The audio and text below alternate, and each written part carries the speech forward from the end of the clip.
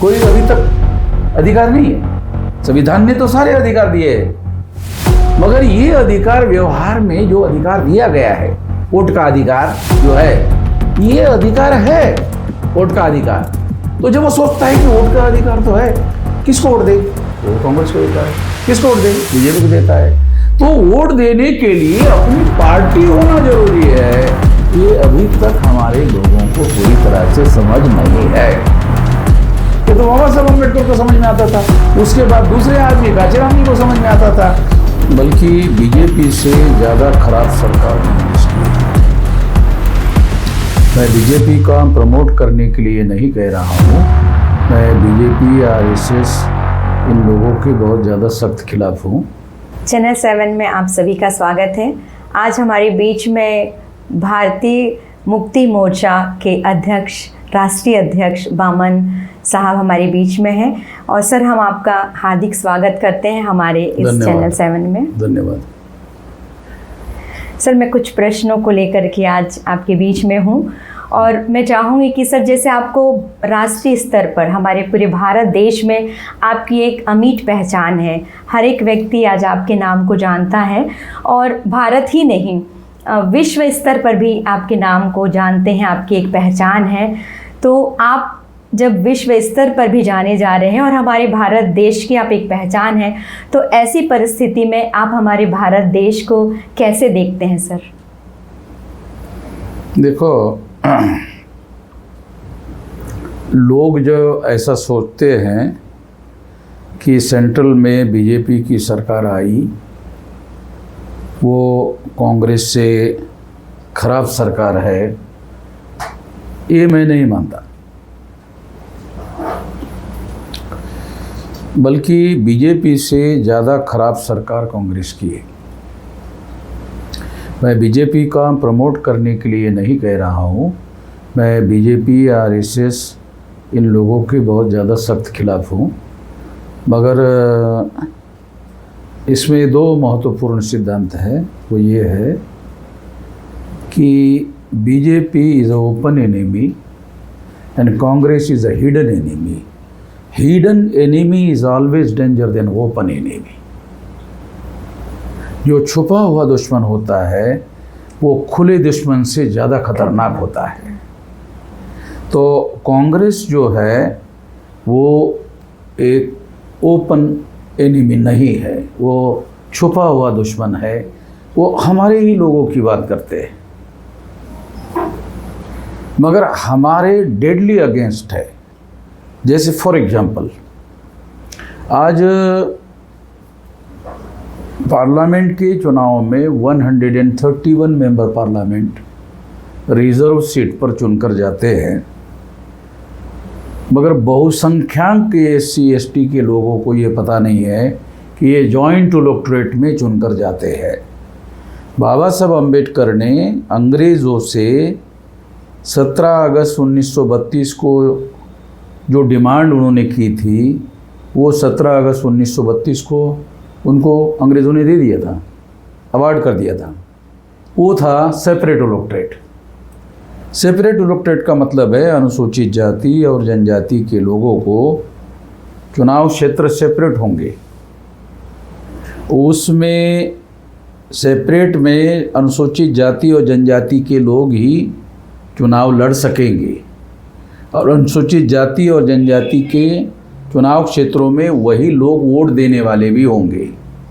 दूसरे लोगों को वहाँ वोट देने का अधिकार नहीं होगा और चुनाव लड़ने का भी अधिकार नहीं होगा। इसलिए उसे सेपरेट इलेक्टोरेट कहा गया। और इसके पीछे मकसद ये था कि अनुसूचित जाति के लोग अनुसूचित जाति के प्रतिनिधि चुनाव में लड़े और जितवाने का भी उद्देश्य उनका ही होना चाहिए। और अनुसूचित जनजाति के लोगों को भी अपने प्रतिनिधि चुनने का अधिकार होना चाहिए। अगर ये अधिकार ब्राह्मणों को दिया गया कि ब्राह्मण भी अनुसूचित जाति के चुनाव क्षेत्र में या जनजाति के चुनाव क्षेत्र में वोटर बनते हैं, तो वो अनुसूचित जाति या जनजाति का कोई हाँ में हाँ मिलाने वाला अनुसूचित जाति का जनजाति का आदमी नॉमिनेट कर देंगे और नॉमिनेट किए हुए आरएसएस के लोगों को वो आदमी चुनवा कर लाएंगे। आज क्या हो रहा है? आज 131 मेंबर पार्लियामेंट अनुसूचित जाति और जनजाति के हैं, उन किसी को भी पार्लियामेंट में बोलने का राइट नहीं है, बोलता ही नहीं। क्यों? क्योंकि या तो वो बीजेपी से चुनकर आए हुए हैं या तो कांग्रेस से चुनकर आए हुए हैं। तो ये बीजेपी ने नॉमिनेटेड लोग है, कांग्रेस के नॉमिनेटेड है। The nominated membership and the elected membership, the difference between nominated and elected. अनुसूचित जाति जनजाति के या तमाम बैकवर्ड क्लास के लोगों को ये अभी तक समझ में नहीं आता। जो बाबा साहब अम्बेडकर को 1930 में राउंड टेबल कॉन्फ्रेंस में समझ में आता था, वो आज भी पढ़े लिखे लोगों को समझ में नहीं आता। हमारे IAS, IPS, IRS अधिकारियों को समझ में नहीं आता। ऑल इंडिया की परीक्षा जिन्होंने पास की उनको समझ में नहीं आता कि नॉमिनेटेड रिप्रेजेंटेशन और रियल रिप्रेजेंटेशन में क्या फ़र्क है। मुझे तो ये भी डाउट है कि आप जो मुझे पूछ रहे हैं, आप लोगों को ये बात समझ में आ रही कि नहीं आ रही है। मुझे ये भी आशंका है, क्योंकि आप लोगों ने नहीं पढ़ा होगा ये। इसलिए जब बाबा साहब अम्बेडकर 1930 में राउंड टेबल कॉन्फ्रेंस में गए थे और गांधी जी से उनका झगड़ा हुआ था इस मुद्दे पर, और बाबा साहब अम्बेडकर कहते थे कि अगर मेरे SC और ST के लोगों को उसके कैंडिडेट चुनने का अधिकार दिया गया तो वो ऐसे आदमी को टिकट देंगे जो हमें यहाँ मिलाने वाले होंगे, और मुझे मेरे समाज को रिप्रेजेंटेशन नहीं मिलेगा। लोकतंत्र जरूर आएगा मगर मेरे लोगों को रिप्रेजेंटेशन का अधिकार नहीं मिलेगा। इसलिए शेड्यूल कास्ट उनके साथ अनटचेबिलिटी है। शेड्यूल ट्राइब जो जंगल में ये लोगों के दृष्टि से वो जंगली लोग हैं, उनको वो इंसान भी नहीं मानते हैं, तो उनको ये लोग वोट का अधिकार भी नहीं देना चाहते थे। तो बाबा साहब अम्बेडकर की बदौलत है जिसकी वजह से आज उनको सिस्टम में वोट का अधिकार, नहीं तो बहुत सारे लोगों को पहले इंग्लैंड में पढ़े लिखे लोगों को वोट का अधिकार था, पढ़े लिखे नहीं है वोट का अधिकार नहीं था। दूसरा, टैक्स पे करते हो तो वोट का अधिकार था, टैक्स पे नहीं करते हो वोट का अधिकार नहीं था। मगर बाबा साहब अम्बेडकर ने अंग्रेज़ों के सामने कहा कि टैक्स पेयर हो या टैक्स पेयर ना हो, पढ़ा लिखा हो या पढ़ा लिखा ना हो, मैं ऐसे वोटर का समर्थन करता हूँ। वो अंग्रेज़ों को भी सुनकर हैरानी होगी कि ये आप क्या कह रहे हो, ऐसा कैसे हो सकता है। तो बाबा साहब अम्बेडकर ने उनको कहा कि मैं एडल्ट फ्रेंचाइज का समर्थक हूँ। कहा कि ये क्या है कि हर 21 साल के व्यक्ति का, वो पढ़ा लिखा हो पढ़ा लिखा ना हो, टैक्स पेयर हो टैक्स पेयर ना हो, उसको वोट का अधिकार होना चाहिए। उसका अर्थ है एडल्ट फ्रेंचाइज प्राउड मताधिकार। जब बाबा साहब अम्बेडकर ने 26 जनवरी 1950 को ये लागू कर दिया, तब दुनिया के कई देशों में ये था ही नहीं। भारत से सीख कर दुनिया में एडल्ट फ्रेंचाइज लागू किया गया। ठीक है, धन्यवाद सर। एक अच्छी जानकारी आपने हमें प्रदान किया हमारे भारत देश के विषय में, और हम चाहेंगे कि, क्योंकि आप भारत के बारे में पूछ रहे हैं इसलिए मैं भारत के बारे में बता रहा हूँ। आपके सपनों का भारत कैसा होना चाहिए सर? मेरे सपनों का भारत तो ये है कि हम इस देश में SC ST OBC की संख्या 74.5% है। अगर माइनॉरिटी को मिलाओ तो ये 85 और 90% बनते हैं।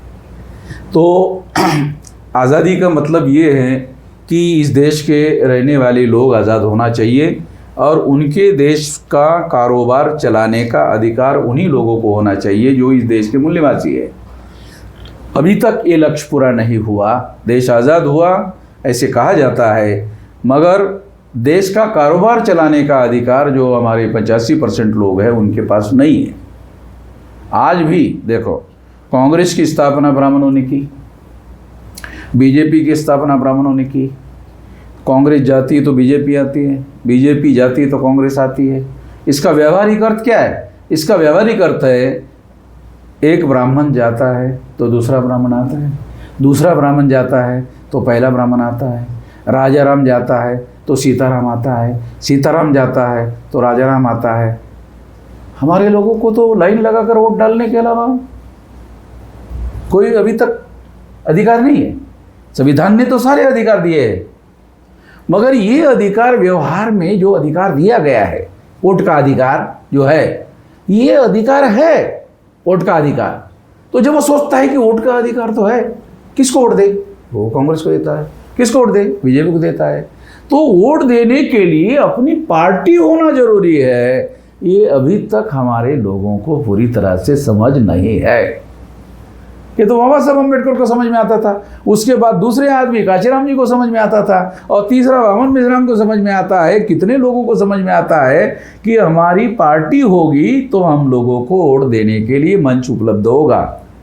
अभी भी बहुसंख्यक लोग SC ST OBC के, उनको ये समझ में नहीं आता कि अपनी पार्टी होनी चाहिए। वो या तो कांग्रेस को अपनी पार्टी मानते हैं या तो बीजेपी को अपनी पार्टी मानते हैं।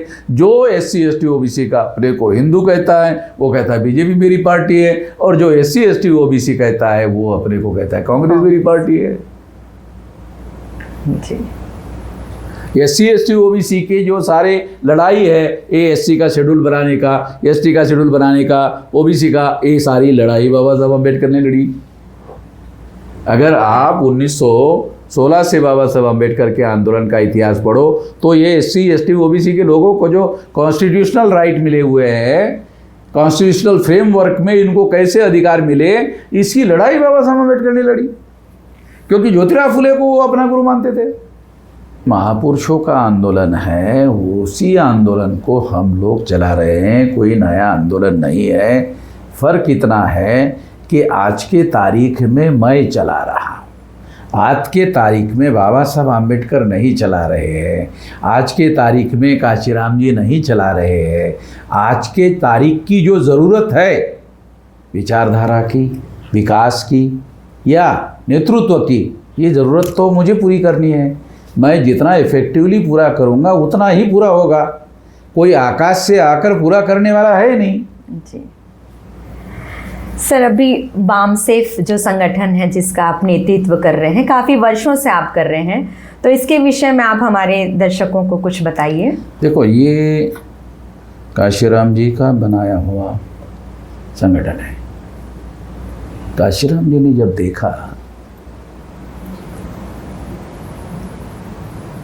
क्या देखा कि अगर हम लोगों को अपना संगठन बनाकर काम करना है, तो उन्होंने ये देखा कि उनके डिपार्टमेंट में दीना भाना जी नाम के पंगी जाति के एक व्यक्ति थे। वो बाबा साहब अम्बेडकर का जन्मदिन की छुट्टी मांगते थे, तो प्रशासन ने उसको सस्पेंड कर दिया। तो काशीराम जी उसमें इन्वॉल्व हो गए। अरे, बाबा साहब अम्बेडकर का जन्मदिन मांगने के लिए किसी को सस्पेंड करने की क्या जरूरत है? ये कौन सा अन्याय है? तो ये बात के झंझट में पड़े काशीराम जी। उनको बड़ा अजीब लगा, रही ये कौन सी बात है? तो ये झंझट में पड़ने की वजह से प्रशासन के साथ उनका बड़ा झगड़ा हो गया। जो जनरल मैनेजर था उसके बाल पकड़कर, उन्होंने ऐसे बाल पकड़कर, गुस्से वाले बहुत ज़्यादा थे काशीराम जी और अधिकारी थे, तो वो उनको बोलने के लिए, अरे ये क्या कर रहे हो आप? उनके साथ में जो बाबा साहब अम्बेडकर का जन्मदिन मांग रहे हैं, आप ये दे दो, मत दे दो, मगर निलंबित करने का क्या मतलब है? ये तो मतलब बहुत ज़्यादा जाति की बात है जी। तो वो जनरल मैनेजर, क्योंकि ये भी अधिकारी थे, तो उनके साथ उनका गर्मा गर्मी हो गई। वो साउथ इंडियन ब्राह्मण था, तो गर्मा गर्मी हो गई। तो उसी समय उन्होंने वो ब्राह्मण जो जनरल मैनेजर था उसका बाल पकड़ा उसके कैबिन में, और एक दरवाजे पर देना भाना को खड़ा किया था, दूसरे दरवाजे पर खबरडे को खड़ा किया। कहा कि देखो कि जब मैं बात करूंगा तो कोई तीसरा आदमी देखने के लिए नहीं आना चाहिए, कोई सबूत नहीं रहना चाहिए। तो उन्होंने बाल पकड़ा और वो टेबल जो था उसको ऐसा बाल पकड़ कर मारा, तो उसके नाक से खून निकलते हुए खापर्डे साहब ने देखा। तो खापर्डे साहब बहुत तेज़ी से दौड़े और कांशीराम जी को उन्होंने बाल चढ़ाए।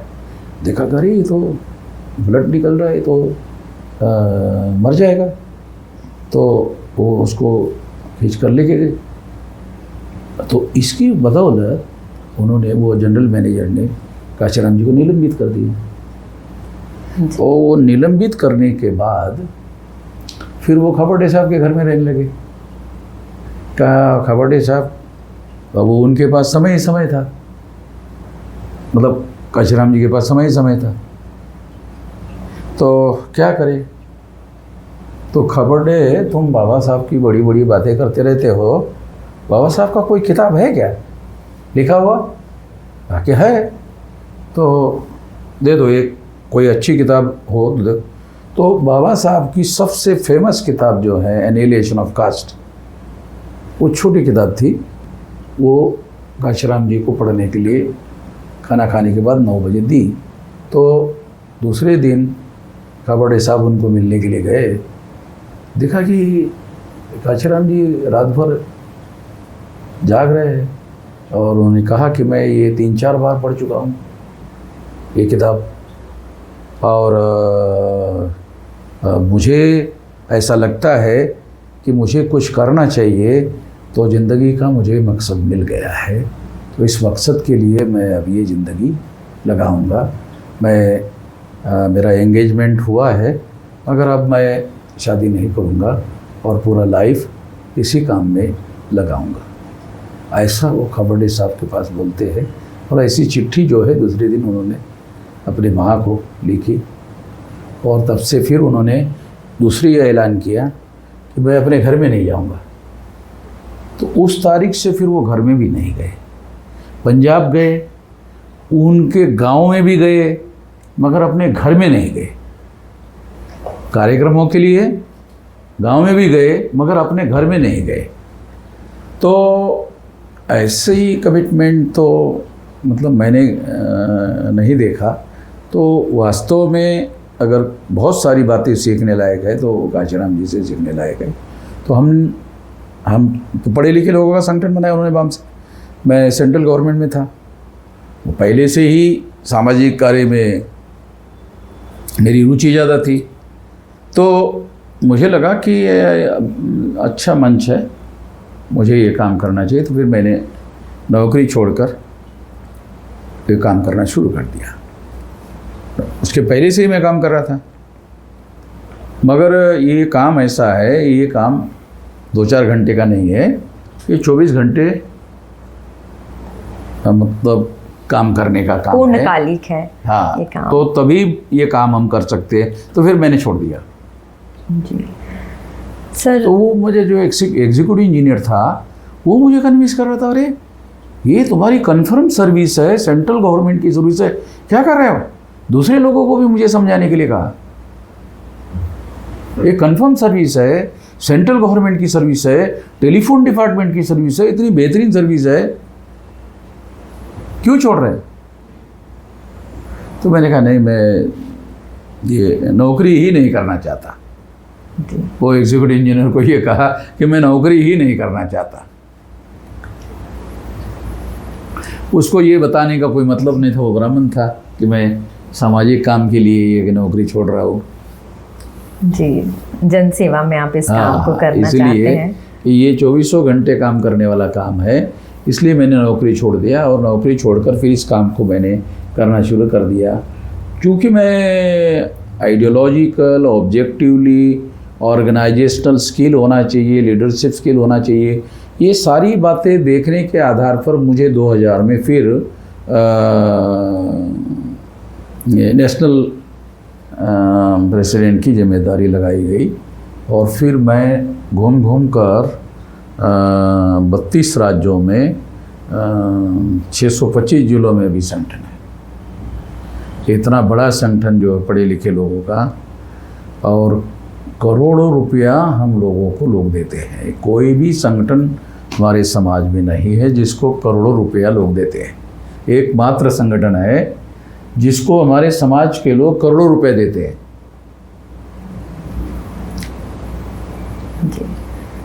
आरएसएस भाजपा के लोगों ने प्रचार किया कि मैं इतने बड़े बड़े अधिवेशन लेता हूँ, इनको विदेश से पैसा आता है।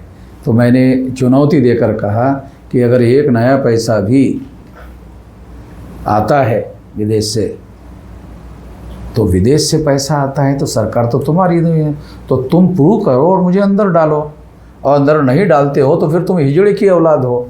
ऐसा मैंने वीडियो बनाकर कहा कि तुम, सरकार तुम्हारी, विदेश से मेरे को पैसा आ रहा है, तुम आने दे रहे हो, तुम कैसे लोग हो भाई, है?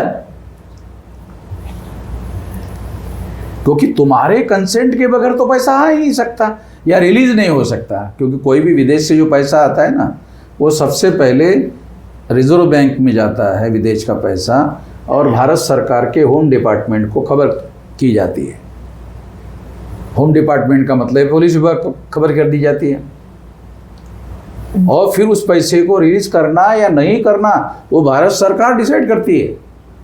ये जो करोड़ों रुपया लोग देते हैं, वो मेरे ऊपर लोगों का पहली बात विश्वास है कि जिस पर्पज़ के लिए मैं ये काम कर रहा हूँ, वो एक एक नया पैसा उसी पर्पज़ पर खर्चा होगा, ये उन लोगों का यकीन है, विश्वास है। ये पैसा बिल्कुल भी इधर उधर नहीं जाएगा, उसी मकसद के लिए खर्चा होगा, ऐसा लोगों का यकीन है। ये सबसे बड़ी वजह है लोग इसको पैसा देते हैं। और आपने पारदर्शिता बनाए रखा है इसमें। और हर साल ऑडिटेड रिपोर्ट तैयार होता है। ऑडिटेड रिपोर्ट समझ रहे ना आप, कि जो गवर्नमेंट का एजेंसी होती है ऑडिटेड, वो ऑडिटेड रिपोर्ट तैयार होता है आय व्यय और बैलेंस का। जी सर। वो आय व्यय और बैलेंस का रिपोर्ट रजिस्टर्ड ऑफिस को जमा किया जाता है। जी सर। सर अगले प्रश्न में हम जाएंगे। जैसे कि आपने बताया और पूरी जानकारी दी बामसेफ के बारे में, और बाबा साहब अम्बेडकर और काशीराम जी के विचारों को लागू किस रीति से आप कर रहे हैं और क्या चुनौतियां आ रही हैं, आप थोड़ा सा इसमें प्रकाश डालेंगे? सबसे इम्पोर्टेंट चीज़ क्या है, ये काम करने के लिए 2400 घंटे काम करने का जैसे मैंने निर्णय लिया, तो मैंने फिर इससे और एक सबक सीखा कि क्यों न लोगों को 2400 घंटे काम करने का एक सिस्टम बनाया जाए। तो 2400 घंटे काम करने का सिस्टम बनाने के लिए एक तरीका हमने डेवलप किया कि पूर्णकालिक कार्यकर्ता तैयार किए जाए। तो मेरे अलावा पूर्णकालीन कार्यकर्ता होने चाहिए जो ऑल इंडिया में काम करते हो। तो पूर्णकालीन कार्यकर्ता हमारे साथ मिलकर काम करते हैं, जिनको हम लोग संगठन के द्वारा जो ये करोड़ रुपया देते हैं उसमें से उनको मानधन दिया जाता है। हम लोग उनको सैलरी नहीं दे सकते, क्योंकि हम सैलरी देने के लिए गवर्नमेंट नहीं है। हम ज़्यादा से ज़्यादा ऑनरेरियम दे सकते हैं। वो समाज को समय दे, समाज उनके लिए कुछ परिवार को चलाने लायक थोड़ा बहुत पैसा दे दे, और समाज को काम करने के लिए पूर्णकालीन कार्यकर्ता मिले। तो ऐसे देश भर में हमारे पास पूर्णकालीन कार्यकर्ता है। दूसरे कार्यकर्ता है जो बामसेफ कर्मचारी लोगों का संगठन है।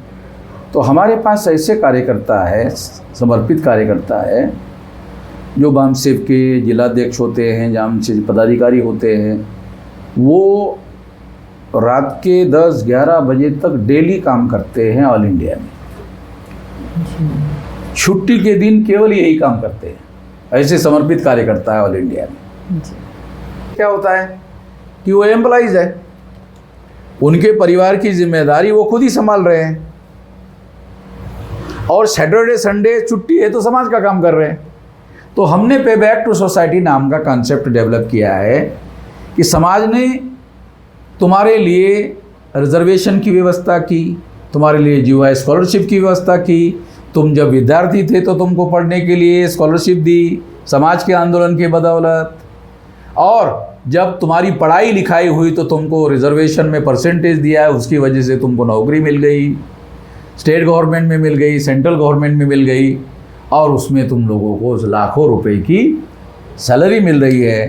तो काशीराम जी कहा करते थे कि अपने कमाई का 5% समाज को देना चाहिए। समाज ने तुम्हारे लिए बहुत कुछ किया, तो तुम 5% पे बैक करो, यानी 100 पैसा तुम कमा रहे हो तो 5 पैसा समाज को दो। 100 रुपया कमा रहे हो, 5 रुपये समाज को दे दो। 95% पैसा तुम अपने परिवार के लिए खर्चा करो, 5 रुपया 5% समाज के लिए खर्चा करो। ये पे बैक टू सोसाइटी, पे बैक यानी पहले समाज ने तुमको दिया, उसके बदले में तुम बैक करो, पे बैक। इसका समाज ऋण तुम्हारे ऊपर है, वो चुकाने का काम करो। इसको पे बैक टू सोसाइटी का कॉन्सेप्ट कहा जाता है। इसके आधार पर लोग जो इस बात से सहमत है वो रिसोर्सेज देते हैं, जो सहमत नहीं है उनको हम समझाने का काम करते रहते हैं। तो इसमें करोड़ों रुपया हमको मिलता है। करोड़ों रुपए में लोगों को हम मानधन दे करके पूर्णकालीन कार्यकर्ता बना रहे हैं, तो संगठन की ताकत ज़्यादा बढ़ गई। समाज हित में आप काम कर रहे हैं। समाज संगठन की ताकत बहुत ज़्यादा बढ़ गई। सर, इसमें फिर आपके लक्ष्य क्या है, मतलब क्या अंतिम हासिल?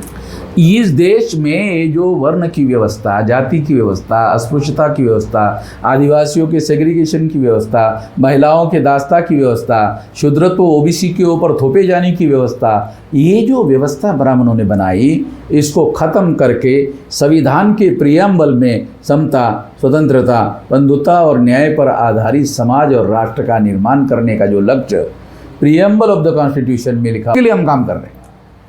सर, अभी आपने कहा कि स्वतंत्रता पे भी काम कर रहे हैं आप, तो अभी जो छत्तीसगढ़ में नया धर्म स्वतंत्रता अधिनियम 2026 आया है, इस पर आप अपने विचार थोड़ा सा प्रकट कीजिए। जब धर्म स्वतंत्रता विधेयक नाम ब्राह्मणों ने दिया है, ये ब्राह्मणों का दिया हुआ नाम है, तो ये तो हमारे स्वतंत्रता के पक्षधर नहीं है, हमारी स्वतंत्रता के तो ये विरोधी है। तो ये नाम स्वतंत्रता का दे रहे हैं, मगर निश्चित रूप से इसमें स्वतंत्रता नहीं होगी।